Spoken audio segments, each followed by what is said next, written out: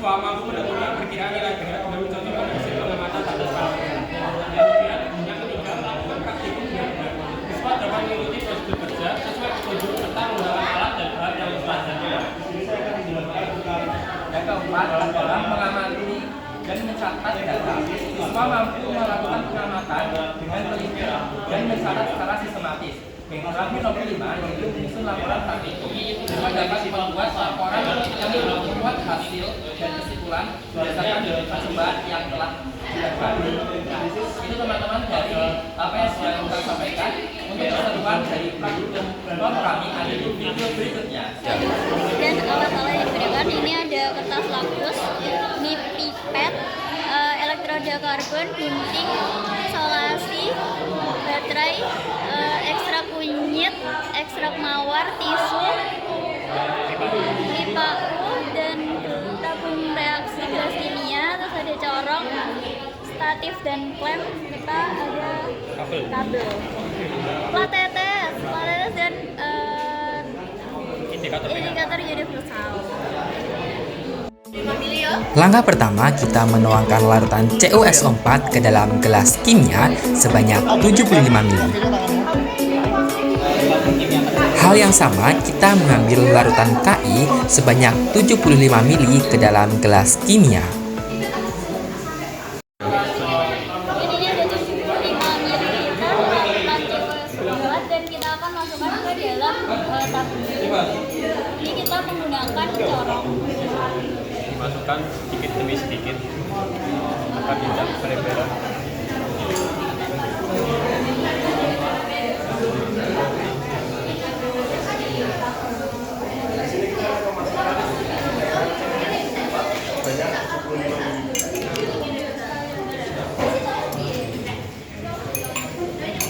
Kemudian kita ambil sebanyak 3 tetes larutan CuSO4, indikator, gunting, dan selanjutnya elektroda karbon. Kita akan tes dengan kertas lapus merah dan biru. Lalu ada baterai, lalu ada tisu, lalu ada indikator. Bisa dilihat ini kertas lapus biru berubah warna menjadi merah, yang berarti ini bersifat asam. Kemudian ini bisa dilihat ini kertas lakmus merahnya tetap berwarna merah. Berarti ini bukan asam. Kemudian kita sampaikan ini ke elektroda karbonnya. Kita pasang di katoda. Dan katoda ini nanti kita hubungkan ke baterai yang bertanda minus. Lalu ada juga kemudian selanjutnya ini, dan selanjutnya yang kedua ini kita masukkan ke anoda dan kita hubungkan ke baterai yang bertanda positif. Kemudian kita tunggu reaksinya.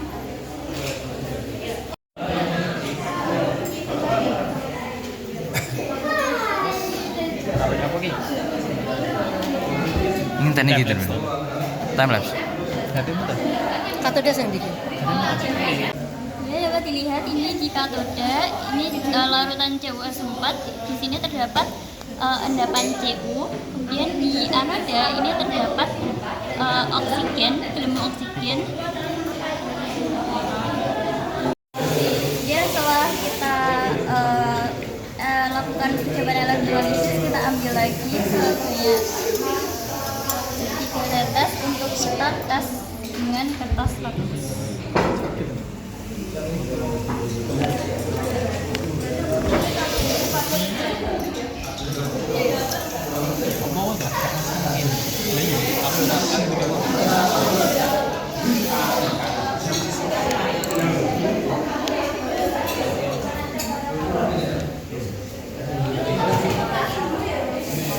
dur wis angkat.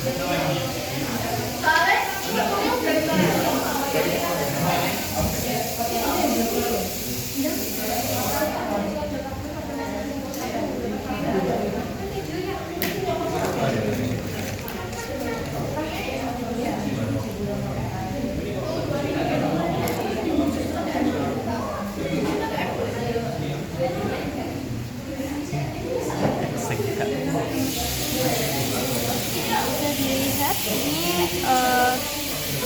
langus Kedur. biru jadi warna merah ya, berarti ini bersifat asam. Kemudian ini kertas langus merahnya tetap merah, asam. Kemudian kita cek juga dengan kertas indikator universal.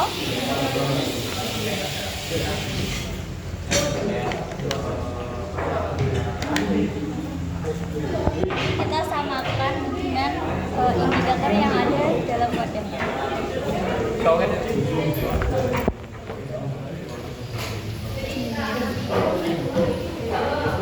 Walinya kok tuh. Kui ujung gigi kelewat. Ibu gak sih?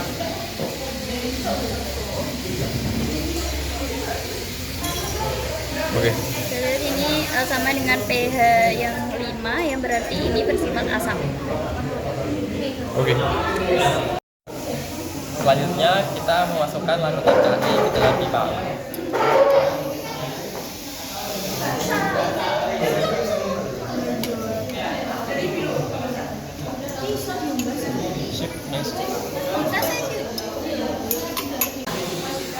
Selanjutnya kita mengambil larutan KI untuk dimasukkan ke dalam plat ya. Banyak 2 tetes.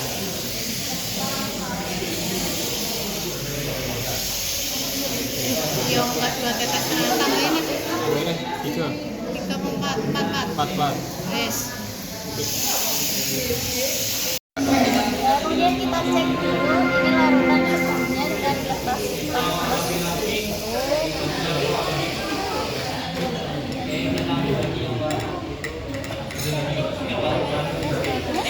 Merah. warna merah.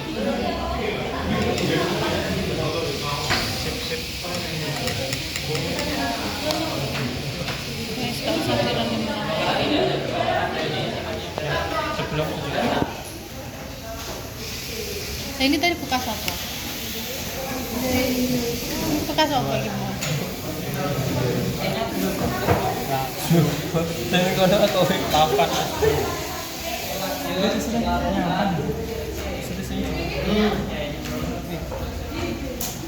Bisa dilihat ya, ini warna merahnya itu agak berubah jadi biru, kemudian warna birunya ini tetap warna biru, ini berarti dia bersifat basah. Ayo bos, mau. kemudian kita masukkan karbon ke dalam anoda dan katoda, jangan sampai terbalik.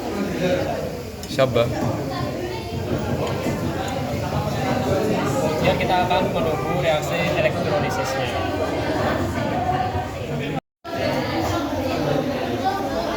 Kurang-kurangannya apa nggak? Jelasnya saya akan dapatlah properti warna.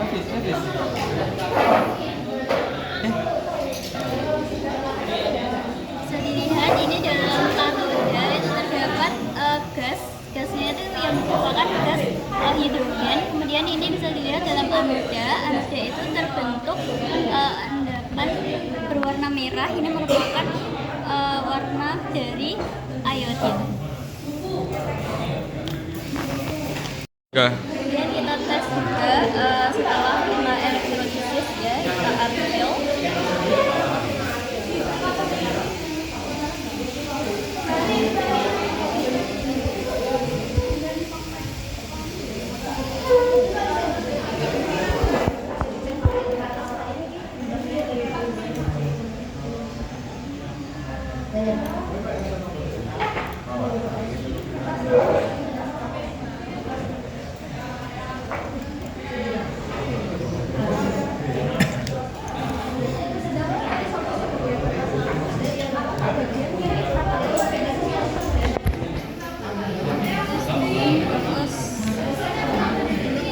Terus warna biru.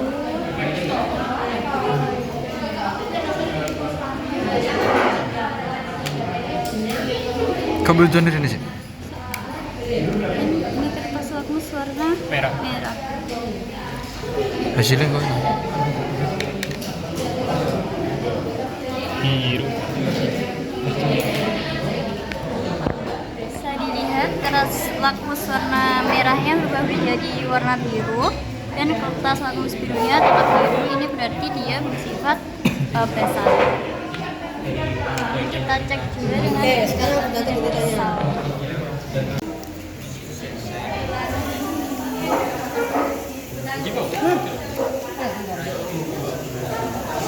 Jadi ini sama ya, sama. Berarti pH-nya Mana mau fish? 12. Kemudian kita masukkan larutan A, B, C, dan E ke dalam tabung masing-masing sebanyak 20 ml. Ini proses memasukkan larutan yang A, kemudian berurutan berkala B, C, dan ke E. Masukkan ini larutan A.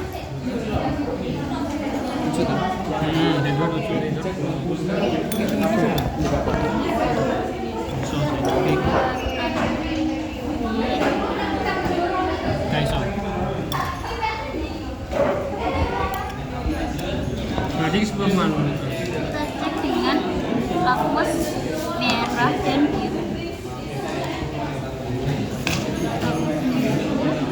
Dan lakmus merah.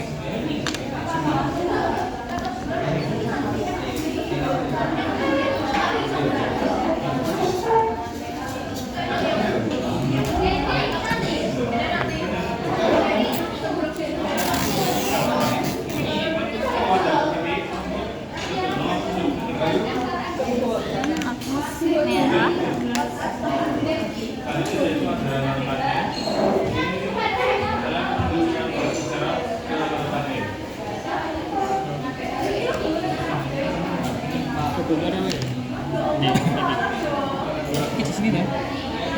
Dia mau coba sing beda wis. Dia sing angkat. Betul kan? Kita masukkan larutan C.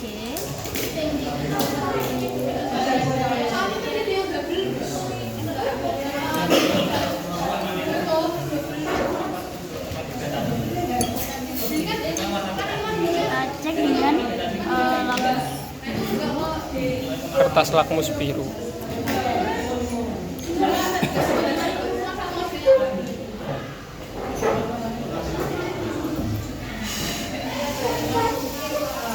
kertas lakmus merah.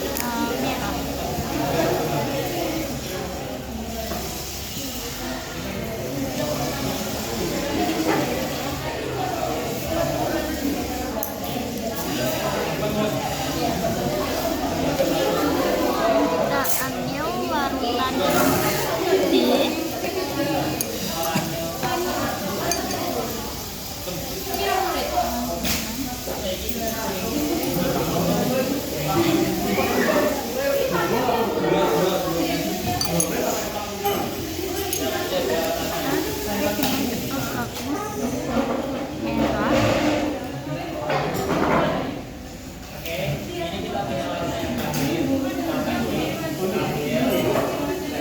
Kertas lakmus biru.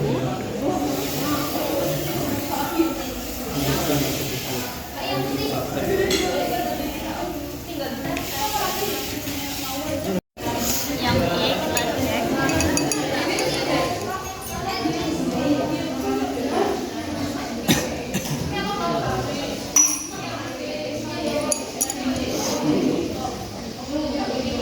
Dengan kertas lakmus biru.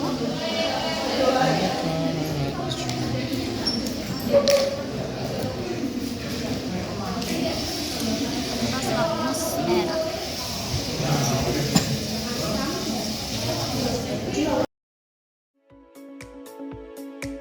Ambil larutan A, larutan B, larutan C, larutan D, dan larutan E, kemudian teteskan sebanyak 2-3 tetes di atas plat tetes.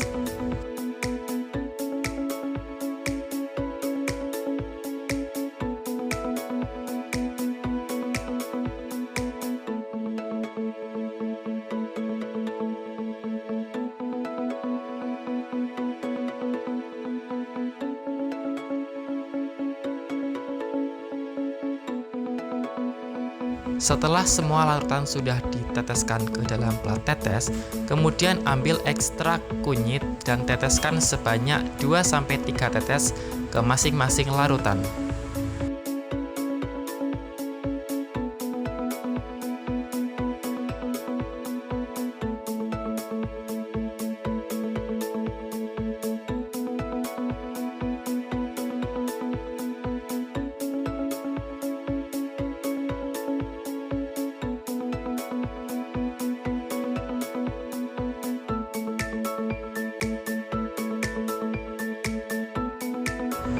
Selanjutnya, ambil kembali larutan A, larutan B, larutan C, larutan D, dan larutan E ke dalam plat tetes sebanyak 2-3 tetes.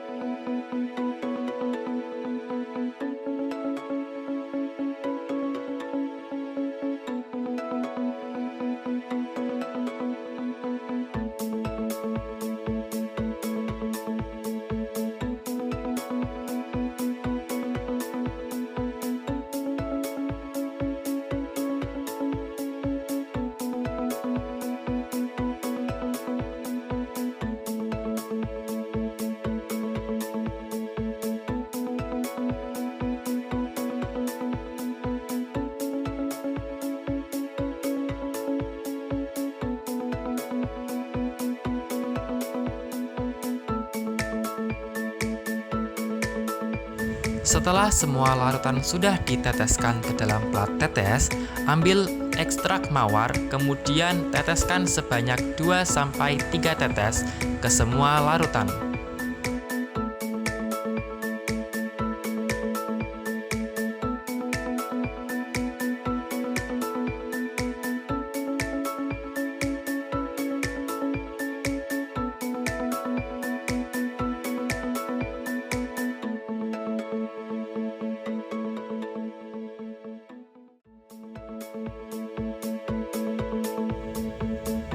Siapkan indikator universal, kemudian masukkan ke dalam larutan A dan B.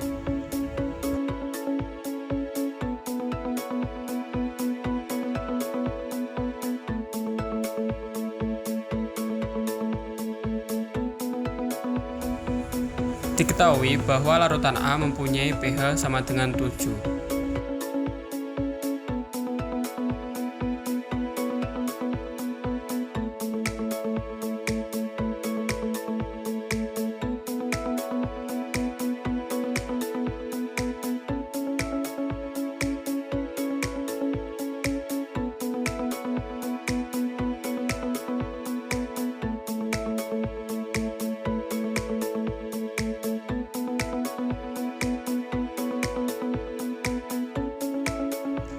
Dapat dilihat bahwa larutan B mempunyai pH sama dengan 10.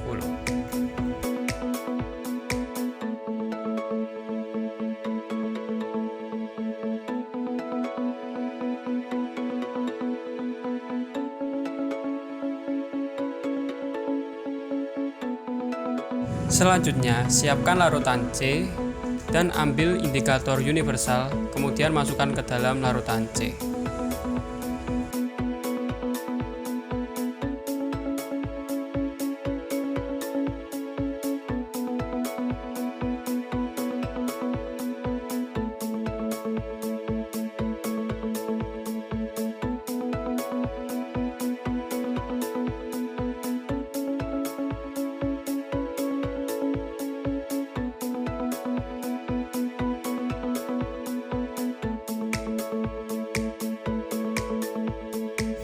Diketahui bahwa larutan C memiliki pH sama dengan 6.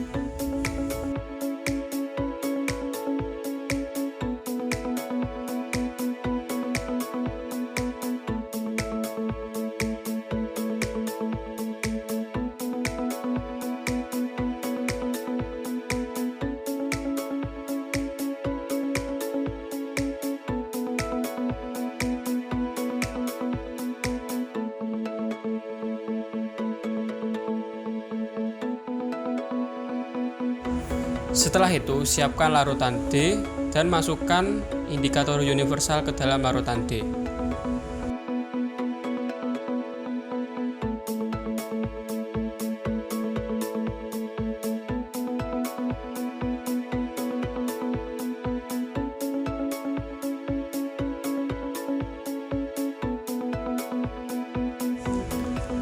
Dapat dilihat larutan D mempunyai pH sama dengan 13.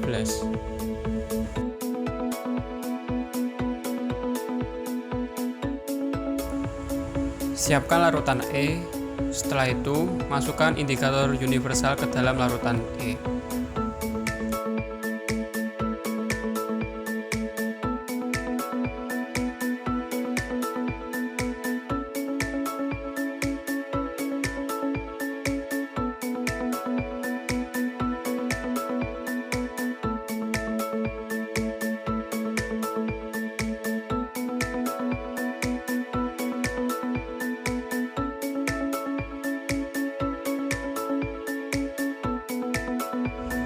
Dapat dilihat bahwa larutan E mempunyai pH sama dengan 8.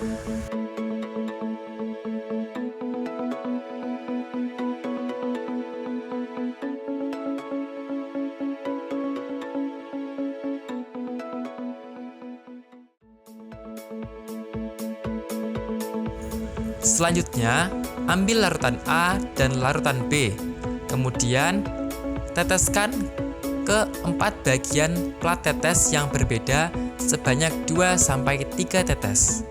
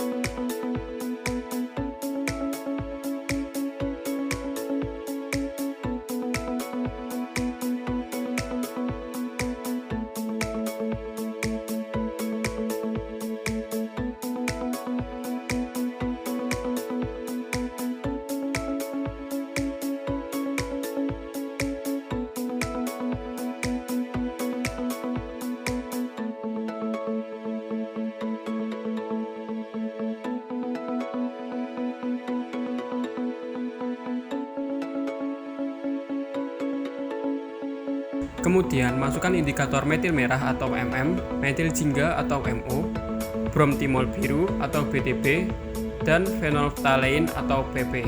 2-3 tetes ke dalam larutan A atau B. Amati perubahan warnanya setiap larutan.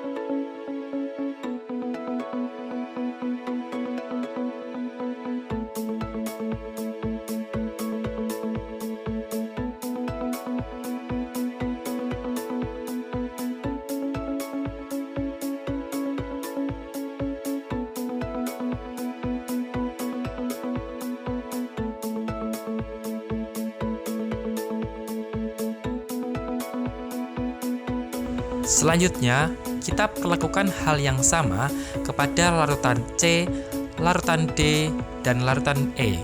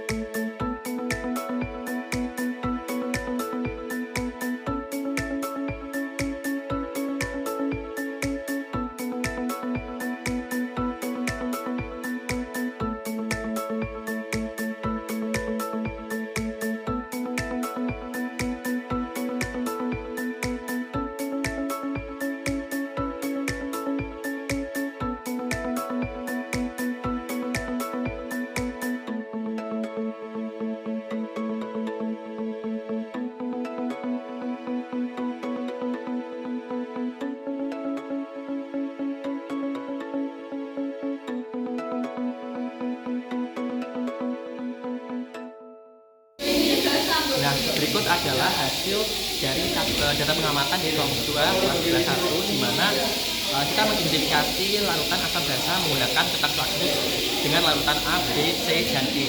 Yang pertama adalah larutan A, di mana larutan A ini menggunakan ketak lakmus warna merah yang tetap menjadi warna merah dan lakmus warna biru yang berubah menjadi warna merah yang menjadikan sifat larutannya itu asam. Yang kedua yaitu larutan B, di mana lakmus merah berubah menjadi warna biru dan lakmus biru tetap menjadi warna biru yang menghasilkan larutannya jadi sifatnya basa. Selanjutnya yang ketiga yang C, yaitu lakmus merah yang berubah menjadi warna biru dan lakmus biru yang tetap berubah menjadi warna biru yang menghasilkan sifat larutannya itu basa. Yang selanjutnya adalah larutan D, di mana lakmus merah berubah menjadi warna biru dan lakmus biru berubah menjadi tetap menjadi warna biru yang menghasilkan sifat larutannya yaitu basa.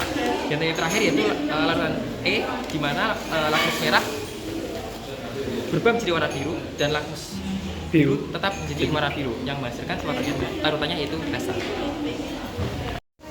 Selanjutnya yaitu identifikasi dari asam basa menggunakan indikator dari ekstrak kunyit dari larutan A, B, C, dan E. Yang pertama yaitu larutan A, di mana terjadi perubahan jika ditambah ekstrak warna kunyit, yaitu terjadi perubahan warnanya kuning dan sifat larutannya dapat dikategorikan menjadi sifat asam.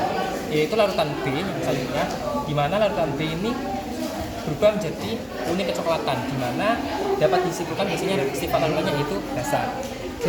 Selanjutnya itu larutan C, di mana perubahan warnanya yaitu kuning kemerahan juga dapat disimpulkan menjadi basa. Dan larutan D, perubahan warnanya yaitu tetap kuning kecoklatan dan sifat larutannya yaitu basa. Dan yang terakhir yaitu yang E, berubah menjadi kuning kemerahan dan dapat dikategorikan menjadi basa. Nah, selanjutnya yaitu adalah indikasi asam basa menggunakan ekstrak bunga mawar, ya, di mana hasilnya yang pertama yaitu larutan A, merah muda yang menghasilkan sifat larutannya itu asam.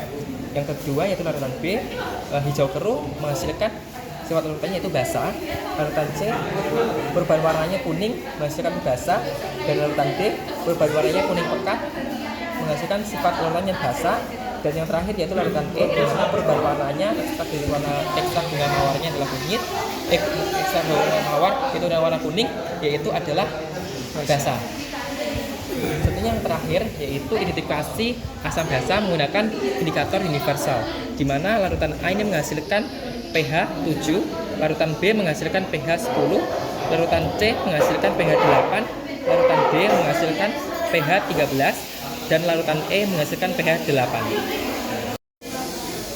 Dan yang selanjutnya adalah memperkirakan pH larutan menggunakan indikator trayek pH asam basa, di mana pada larutan A, B, C, dan D dan E didapatkan sebagai tabel sebagai berikut. Yaitu larutan A MM berubah menjadi warna kuning, oranye kemerah kuningan.